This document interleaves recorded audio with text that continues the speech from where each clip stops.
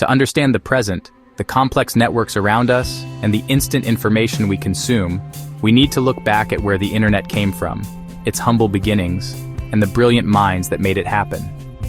We need to understand the world in which this tool, which now defines our time, was born. It didn't start with an iPhone, with a sleek device that fits in the palm of your hand, nor with a viral video, with content that can travel around the world in seconds. Instead, it started in the middle of the Cold War, during a time of global tension and nuclear fear. It was a secret project between scientists and military folks, paid for by the US Department of Defense. No one imagined, not even in their wildest dreams, that this little seed, planted in a time of uncertainty and need, would become the biggest change in how we communicate. The world was disconnected. Huge distances kept people and ideas apart.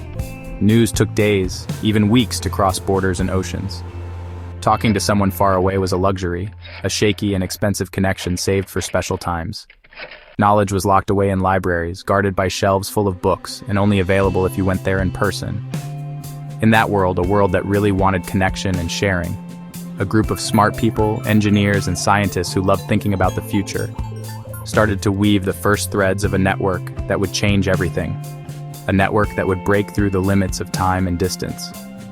This isn't just a story about technology, about wires and giant computers. It's about our human desire to connect and share, to stop being alone and build bridges between cultures.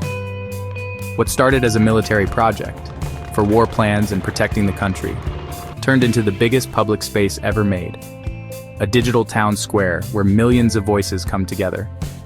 Today, friendships are born, relationships are made, and online communities are built.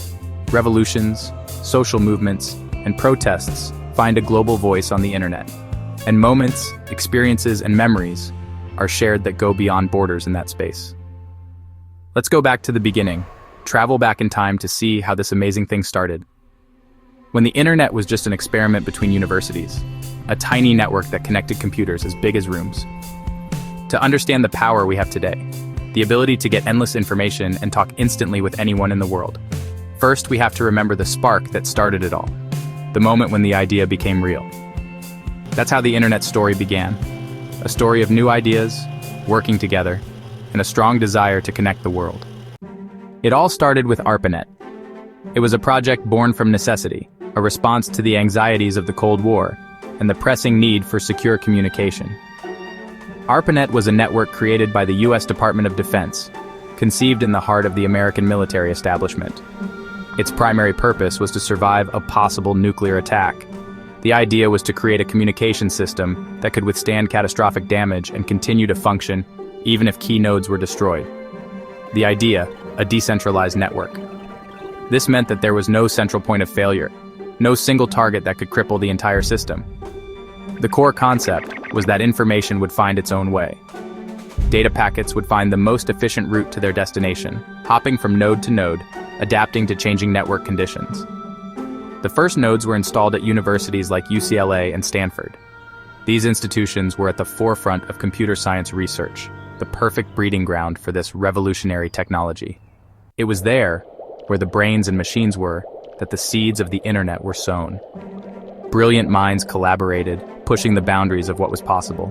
Those computers were huge and slow, behemoths of vacuum tubes and punch cards, a far cry from the sleek devices we use today. But despite their limitations, they were the pioneers, the trailblazers, who dared to dream of a connected world. On October 29, 1969, a date that would forever be etched in the annals of technology, something extraordinary happened. On that day, the first message was sent, a tentative step into the unknown. The message consisted of only 2 letters, LO, a humble beginning for what would become a global revolution. But alas, before the system crashed, the fledgling network faltered, a reminder of the challenges that lay ahead.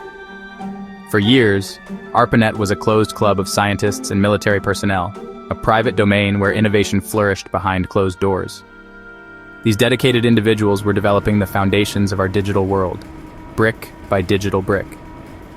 In those early days, there were no images or colors. The visual richness of the modern web was unimaginable. The world existed as only text on black screens, a stark and minimalist landscape of information. But the idea was already stirring that any computer could be both a sender and a receiver, a fundamental principle that would democratize access to information and empower individuals around the globe. The vision was that information could flow freely, unconstrained by geographical boundaries or political ideologies. Those pioneers built the skeleton of a creature, a framework for something truly transformative. A creature that would change the world, reshaping society, culture, and the very fabric of human interaction. From these humble beginnings, the network was born. For 2 decades, the internet was a place for experts, a space only for those with special technical know-how. Getting around the web was hard and complicated, very different from the easy experience we have today. You needed to deeply understand rules and commands, which meant only a few people could use it. We needed a way in, a friendly way for anyone, no matter how much they knew about tech, to get to the information and tools the internet offered. And that way came in 1989 from CERN, the European Organization for Nuclear Research, in Switzerland, a place where new ideas and working together were common. Tim Berners-Lee, a smart and forward-thinking scientist, made 3 key things that would change the computer world forever. HTML, the language that helps build and show information on the web, shaping the pages we see. URLs, the naming system that helps find and locate every resource on the web in a unique and exact way. And the HTTP protocol, the rules that control how web servers and browsers talk to each other, allowing information to be sent quickly. That's how the World Wide Web was born, a worldwide net of connected information that spread across the whole planet. For the first time, you could jump from one document to another with just a click, an action so simple and easy that it opened up a world of possibilities. The hyperlink, that magical link that connected ideas, thoughts, and tools instantly. Berners-Lee, with a kind and giving spirit, gave his invention to everyone, not asking for any money for himself. No patents or fees, making the code free so anyone could use it, change it, and make it better. With the web, the internet stopped being a special club, a private place only for a few chosen ones, and it got ready to be for everyone, a tool anyone could use, able to change society all over the world. The first web browsers, like Mosaic, made technology friendly, giving a clear and easy-to-use picture interface. Suddenly, anyone could explore, without needing advanced technical knowledge or special skills. The new digital land, a huge and unknown place full of chances and challenges. The web filled up with pages at an amazing speed, growing super fast and surprising everyone. Businesses, groups, and people from all over the world, of all ages and backgrounds. They wanted their own spot on the web, a place to share information, connect with others, and build their online presence. The quiet change of ARPANET, which had been hidden for years, finally found its voice, a strong and loud voice that spread throughout the world.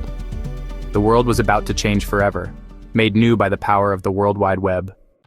Before the web, email showed us the power of being connected. It started in 1971, when Ray Tomlinson used the @ symbol to separate the user from the machine. For the first time, a message could go across the world in seconds. Email changed how we communicated forever. Getting things right away took the place of waiting days or weeks. It was the first big thing for everyone when the internet became open to the public. Families, friends, and businesses found a new way to feel close. Email taught us to live connected and to expect answers right away. It was the first step toward today's super-connected world. The web was growing out of control, and finding information was a challenge. The first search engines couldn't keep up. From a garage, Larry Page and Sergey Brin created Google, with an algorithm that measured the importance of pages by their links. Google changed searching forever. Finding the best information was a matter of seconds. Googling became part of daily life. We no longer needed to remember facts. Everything was just a click away. The Library of Alexandria could fit in our pocket. Access to knowledge became open to everyone like never before. But we also started to rely on an algorithm to filter reality. Google became the world we live in, and in return, it started to know everything about us. The infinite library had a librarian who never forgets. After Google, the next big step was to connect with each other. The social web was born. YouTube and Facebook led the way. YouTube let anyone share videos with the whole world. Culture went viral. A video could be seen by millions in just a few hours. Facebook made our relationships digital, creating a public display of our lives.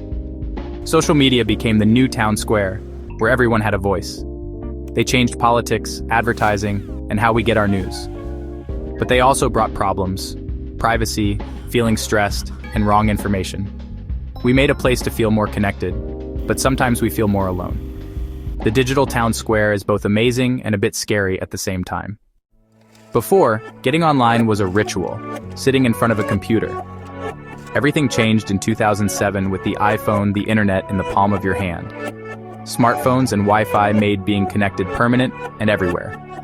We don't just connect anymore, we are connected.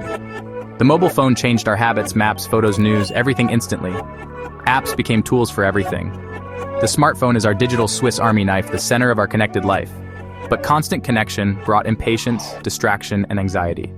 Phone addiction is real, it's hard for us to disconnect. The smartphone gave us power, but it also chained us to the screen. The internet seems like it's just in the air, but it's actually very physical. Most of the internet's traffic travels through fiber optic cables under the oceans, connecting continents. These cables are like the superhighways for information.